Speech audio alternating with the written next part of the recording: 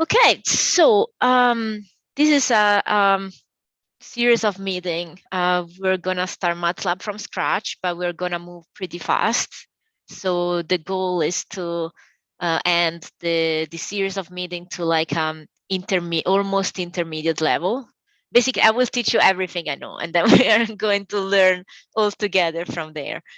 Um, so yeah, that's basically the spirit. We're really gonna try to learn together and help each other out. Perfect. So um, first of all, I think everybody has my email because I send you an email, but just in case, then I'm gonna send you the slide, of course. That's a very important for everything. Just feel free to email me. We're a small group, so like it should be doable. Um, like probably not after this class because we are gonna just do like an introduction today, but then at a certain point we're gonna do some more like um, yeah, like I would like to start a project at a certain point once everyone has some basic skills. And so if you like have some errors, some bugs that it's tough to debug, or just like questions or other things, just feel free to email me. um so as I was saying, today it's like just an introduction, so we're gonna just have a like a small taste of what we will do. And the main objective of today class is just to like familiarize with Matlab. And then starting from next class, we will focus on specific topics more in depth. And so in the next slide, I have the syllabus. So today's the introduction. Then next class, I would like to do the matrices and vectors, and then some matrices manipulations, then the logical operators like if else, then the loops, and then we'll start some like heavy practice. Then I would like to dedicate one full class to debugging because I think it's just some typical error that you're going to encounter. And yeah, so I think it's important. And then at this point, everyone should have some basic skills. um, I think that once you master for loops and while loops, you basically can code virtually everything. And then we'll do like some useful stats, and then we'll start like a project. And lesson 9 is also going to be like project oriented. And lesson 10, we're going to dedicate it to like all sort of visualizations. Matlab can do like amazing visualizations, in my opinion, even better than R. So it's going to be a lot of fun. And also with these projects at the end, I mean, you can also like, if the results are good, you can also use it to like, do a poster and present it to a conference and be happy. Um, and then at the end, I would like to conclude with the functions, which is basically like a way to summarize like codes in a practical way. So basically, you can use a function to do something in a very, very quick way. But we're gonna um, talk about it um, later. I mean, later in this series of meeting. So I think that I really would like to tell you is that it does not matter how good you will become at coding. You will virtually always arrive to the point that you don't know how to do something. So you will always get like yeah, error messages. You will always. So the important things is to like really learn how to be independent in finding what you need to fix, in finding like what the error message means, and just like check the documentation, check like other people's code. um, it's something that we're gonna learn like starting from today, and then you're gonna keep it with you basically forever. So for example, let's imagine that you have to code something like you want to get the mean of a list of numbers, and you don't know how to do it with like in a very short way, so like using a function in a very quick way. So what do you do? So the best way to approach something that you don't know is to check the documentation. Matlab has a lot of like documentation already built in, so it's very easy to access. Then the documentation sometimes can be kind of tricky and not super clear, but on the bottom of the page, you will always find like examples, and you can literally sometimes get like chunk of code and like modify it from the documentation and then like use it for what you want to do. So always check the documentation and check the examples of the documentation. And also try to Google what you want. Try to like Google, for example, like the error messages or the task that you want to do.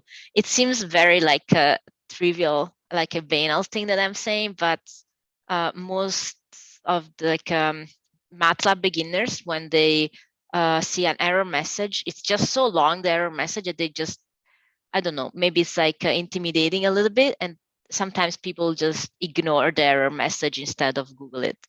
And so I just want to push you to try to Google things.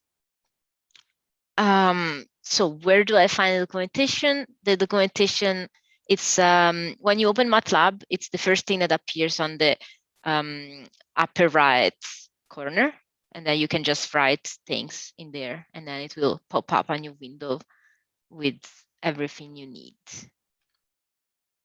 I'm going pretty fast here because I just really like very basic things.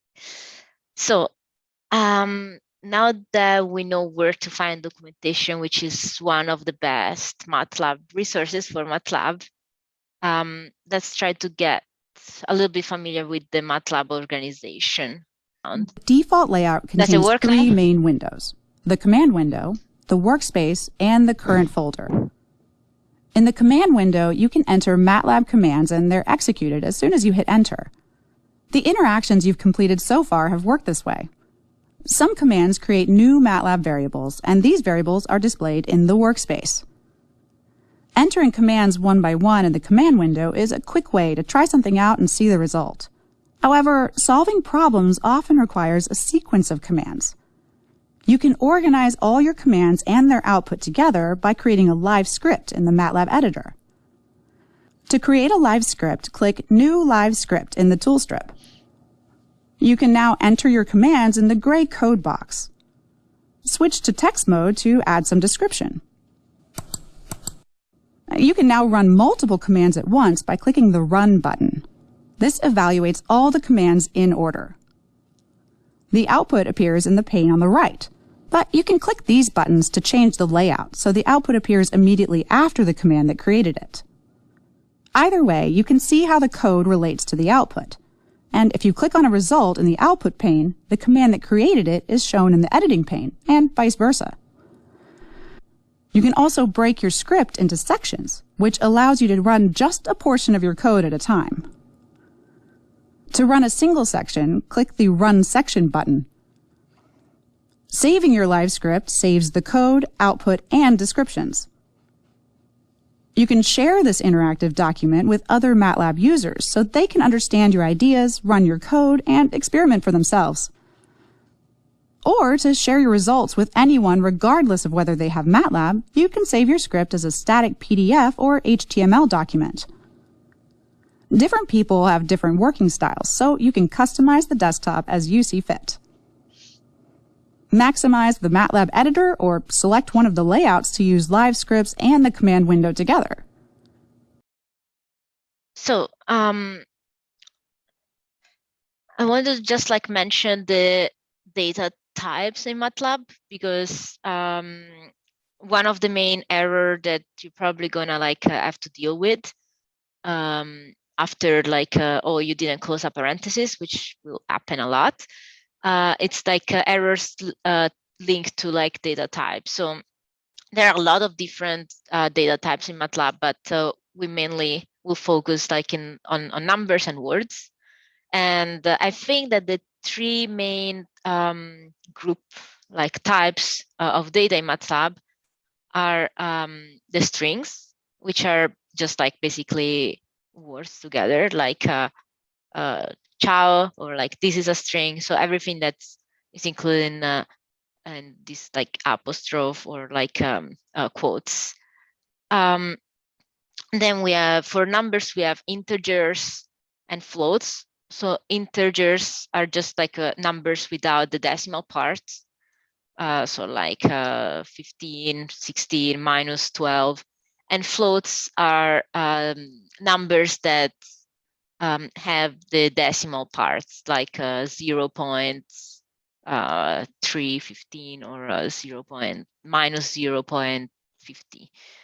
0.50. Or even like 1.13. Like, so everything with a decimal part. We are gonna have like mention it like more like in the details like during these classes, but I just wanted to yeah, mention it so you know what they are when we encounter them. So speaking of errors, when you like meet an error for the first time, you should do first of all, you should check like what the error says, and of course like Googling it. But you also have to check the line where the errors refers to, and Matlab will tell you that, fortunately. Then if you can fix it, then fix it. Otherwise, of course, Google it, and you should find explanation. Like sometimes you get like the line where the error refers to, but it doesn't mean that you have to fix the error there, paradoxically. So it's not really obvious how and where to fix the error. So the best way to approach this type of situation, it's printing your code step by step. But again, we're going to have the full class on debugging.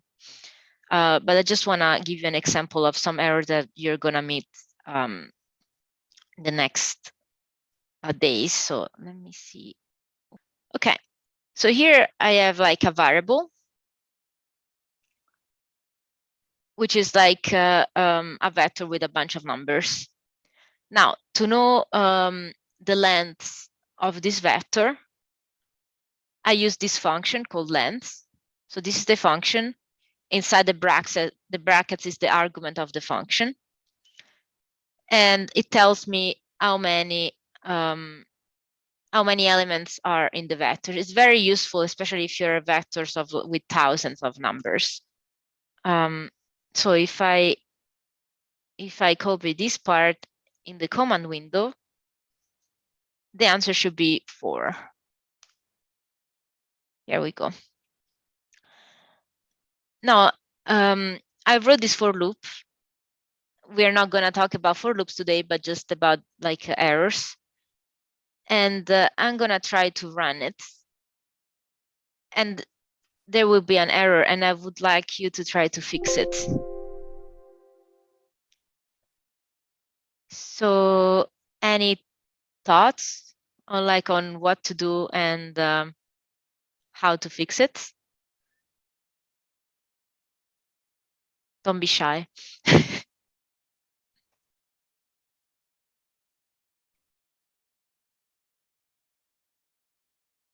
Do I have to create my variable first? Oh, no.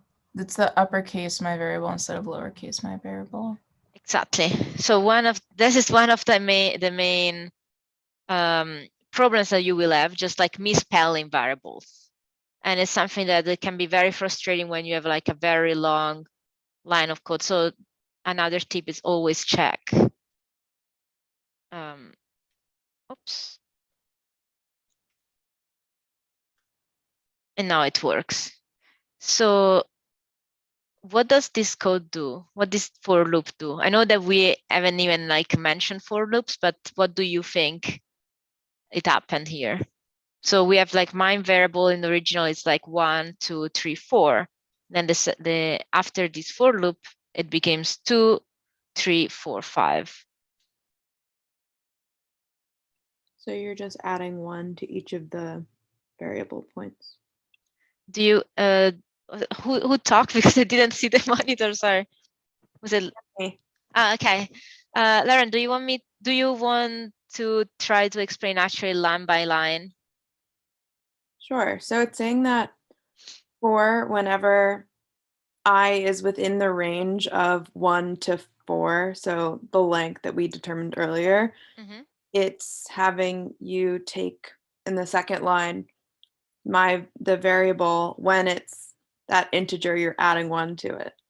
Perfect. That's exactly what this example does. Thank you. Okay. Perfect. Now you know everything you need to code. So you're ready. So do you have the file like lesson underscore 0 that I sent you last time? Okay, so if you can please open it, and I'm gonna break the rooms, and then you can try to play with it. And I'm gonna, it's still like a very like introductory because it's the very first class, but try to have some fun with it. And if there are some issues, I will balance up and down the, no, what is it, like between break rooms. Yeah. Sorry, I'm trying to create the break rooms, but perfect. Let's go back to the slides. So how were the exercise?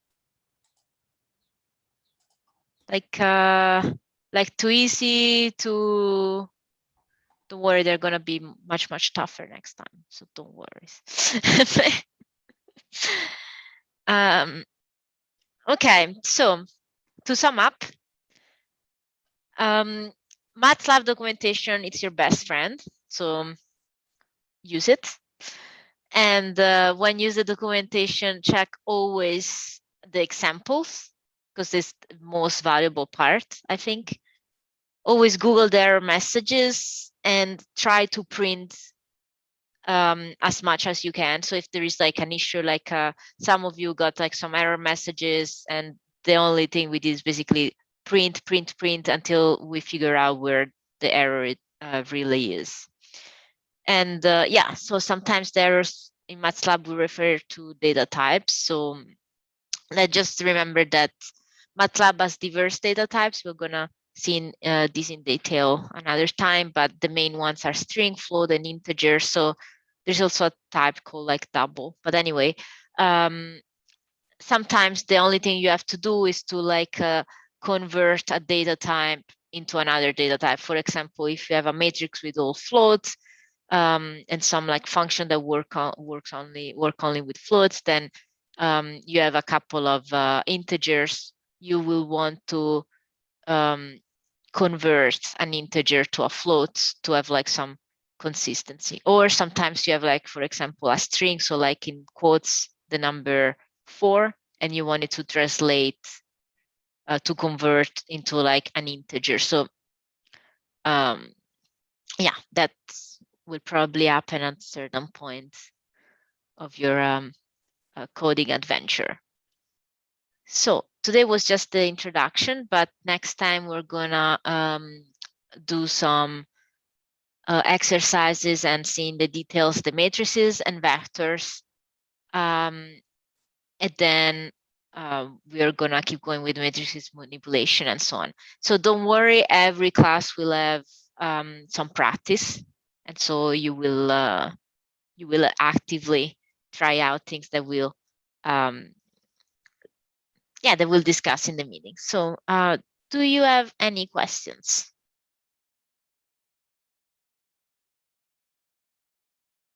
Nope. Okay, then that's all. And I'll send you the slides via email, and also the recording, and a clean version of all the exercise with the solutions. Okay, then see you next Monday. And don't hesitate to send me an email for any questions or issues. Bye.